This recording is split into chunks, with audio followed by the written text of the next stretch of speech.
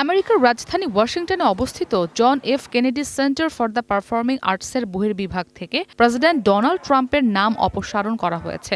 শনিবার এই প্রতিষ্ঠানের পক্ষ থেকে জানানো হয়, ফেডারেল আদালত নাম পরিবর্তনের বিষয়টিকে অবৈধ ঘোষণার পর এই পদক্ষেপ নেওয়া হয়। ভবিষ্যৎ হোক নিরাপদ, বিনিয়োগ হোক বিশ্বস্ত, আর আমার পছন্দ সল্ট বে। ওয়েলকাম টু সল্ট বে। কেনেডি সেন্টারের নির্বাহী পরিচালক ম্যাট ফ্লোকা জানান, ভবন ও প্রাঙ্গণে ট্রাম্পের নাম সংবলিত সব ধরনের সাইনবোর্ড সরিয়ে ফেলা হয়েছে। ওয়াশিংটনের স্থানীয় সময় শনিবার দুপুরের দিকে ভবনের বাইরের অংশে থাকা সাইনটি অপসারণের জন্য সাদা ত্রিপল দিয়ে ঢেকে ফেলা হয়।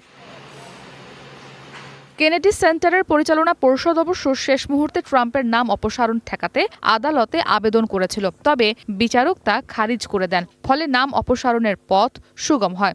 এর আগে 12 জুন শুক্রবার রাতে শিল্পকলা কেন্দ্রটির বাইরে জড়ো হন উৎসুক জনতা। কর্মীরা যখন সাইনবোর্ড খুলে ফেলার জন্য মাচা স্থাপন করছিলেন, তখন উপস্থিত অনেকেই উল্লাস প্রকাশ করেন।